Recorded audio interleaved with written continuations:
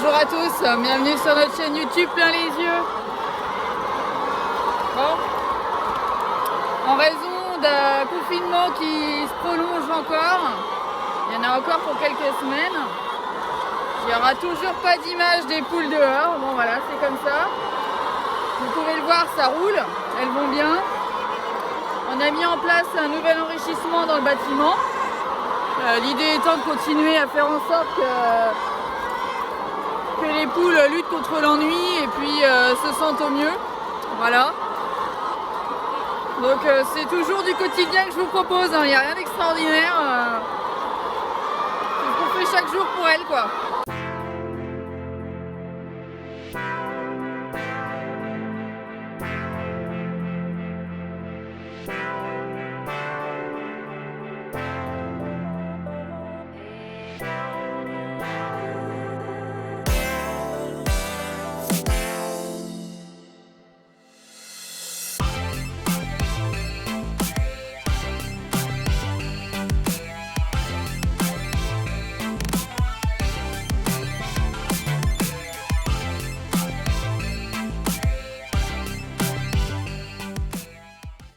Alors ce qu'on va faire, c'est un apport de coquilles d'huîtres. On fait des apports de coquilles, donc elles sont concassées. Elles ont été traitées thermiquement, donc à plus de 125 degrés pendant 30 minutes. Donc l'idée, c'est qu'au niveau sanitaire, ce soit clean. Alors, ce que je vous l'ai dit, on a des prélèvements de salmonelle toutes les 7 semaines. Si jamais il y a une salmonelle, parce qu'il y a les salmonelles mineures, les salmonelles, on va dire, majeures, on va dire le lot est abattu. Donc il faut le savoir. On ne peut pas faire rentrer n'importe quoi, donc je ne vais pas faire livrer des coquilles qui viennent de la plage, d'accord? Je peux pas. Donc là, ça a été fait en Charente-Maritime, donc c'est vraiment, on est en circuit court, on va dire. Et puis c'est utilisable en agriculture biologique. Donc ça, c'est intéressant. Je veille quand même à utiliser des produits qui, effectivement, pourraient m'intéresser l'année prochaine, puisque je suis en conversion bio. Donc voilà. Ce qu'on va faire, c'est qu'au lieu de mettre des distributeurs, j'ai regardé les distributeurs, le problème c'est que ça permet à une dizaine de poules seulement de pouvoir manger les coquilles, donc j'ai pensé à des bacs, donc on va faire un essai, donc c'est un grand bac. L'idée c'est de, pas le remplir, hein, mais de remplir correctement le fond pour que les poules puissent être un grand nombre à pouvoir venir à tour de rôle consommer, gratter, etc. Donc le but c'est vraiment de les occuper, de leur faire un apport de minéraux qui est assez essentiel pour les coquilles. Et puis aussi pour elles, pour leurs pattes notamment. Donc voilà, on va faire un essai, on verra bien ce que ça donne.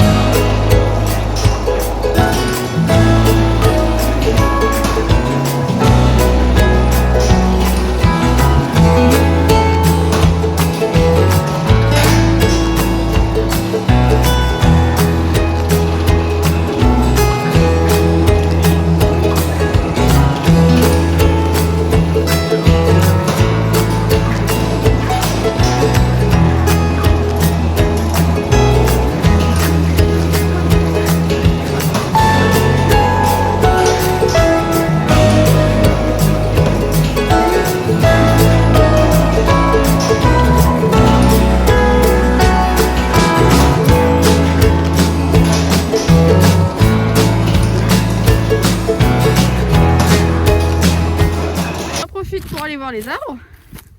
Alors ils sont toujours pas protégés, on n'a pas mis encore les...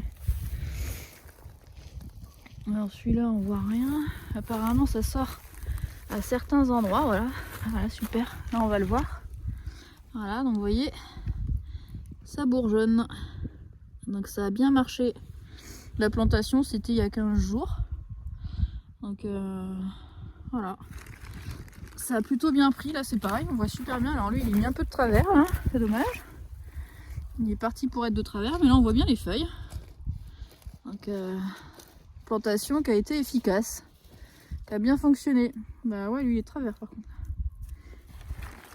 Ah. Donc ça c'est chouette, c'est chouette. Mais voilà, on a un super parcours qui sert à rien. Là on est encore en train de mettre des happies, donc je vous ai expliqué déjà dans une vidéo précédente ce que c'était, mais pour ceux qui ne l'ont pas vu, bah je le refais. Donc Alex est en train de le faire là-bas. Donc l'idée c'est d'aller mettre ce qu'on appelle des mini-guêpes. C'est vraiment des tout petits insectes qui sont prédateurs en fait de la mouche, et notamment ils vont aller utiliser la larve de mouche, ils vont aller pondre dans la larve de mouche pour se développer. C'est un peu le principe des trichogrammes avec la pyrale du maïs aussi. Enfin voilà, on a des petits prédateurs et ça permet comme ça de maintenir la pression au niveau des mouches. Donc vous voyez, il n'y a rien, voilà. Il y en a toujours qui tournent autour du bâtiment à l'extérieur évidemment, mais pour ce qui est de la pression à l'intérieur, alors au démarrage c'est toujours compliqué parce qu'il faut mettre les mini-guêpes au bon moment. Donc au démarrage on a toujours à un moment donné des mouches qui arrivent. Et puis finalement après sur le reste de l'année on maîtrise. Alors c'est un coût, on n'est pas loin de 200 € par mois, voilà, donc c'est quand même énorme. Mais c'est une lutte biologique, c'est du biocontrôle et pour moi c'est essentiel. Enfin, je ne me vois pas faire autre chose. De toute façon on ne peut pas utiliser des produits en présence des animaux, hein, faut être clair. Donc voilà, on fait du biocontrôle, c'est très bien comme ça fonctionne. Donc tant pis pour le surcoût, j'ai envie de dire. L'important c'est quand même d'être bien et que les animaux soient bien et qu'on soit pas envahi par les mouches, etc. Donc voilà. Donc vous vous souvenez, j'ai mis des bacs à huîtres, alors ça fait 2 jours. Enfin ça fait 2 jours, oui c'est ça, ça fait 2 jours pile poil. Ça fait 48 heures. Donc voilà ce qui reste dans le bac. Voilà, elles ont tout consommé. Donc ça prouve qu'il y en avait besoin. Ça prouve que ça leur plaît. Ça prouve que le bac c'est intéressant aussi.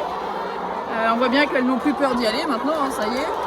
Donc de toute façon on a encore des sacs, donc on va pouvoir remplir. Et puis comme ça les bacs au fur et à mesure on va pouvoir apporter des petites choses. Alors l'idée c'est de pouvoir alterner justement, c'est ça qui est intéressant avec les bacs. Pourquoi pas mettre du sable de temps en temps, mettre des coquilles d'huîtres, on peut mettre un peu d'avoine, etc. On peut vraiment faire ce qu'on veut, du moment qu'on respecte les cahiers des charges, hein, c'est tout. Mais voilà, après ça veut dire qu'on peut apporter l'enrichissement qu'on souhaite. Bon, un bac par quartier, c'est sans doute limite, donc il va falloir aussi que j'en trouve d'autres. Mais voilà, c'était un essai, c'est très satisfaisant. On voit bien les poules dedans. Hein. Donc à poursuivre.